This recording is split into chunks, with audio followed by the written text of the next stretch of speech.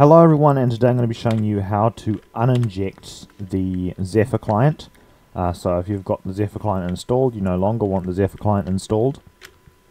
What you can do is go ahead and open your ClickGUI bind key. So if you haven't already done this, press T and do .bind space click GUI, and then set the key to whatever key you want to open the hacks menu with.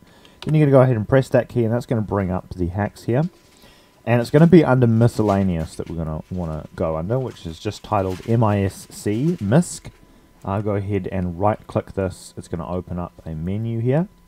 And right down at the very bottom of the menu, if we drag this to the very top here, we're going to see an uninject button. So when we click this button here, it is going to uninject the client, and the Zephyr client will be pretty much instantly removed from your game, and you will no longer be able to access the hacks menu or anything like that.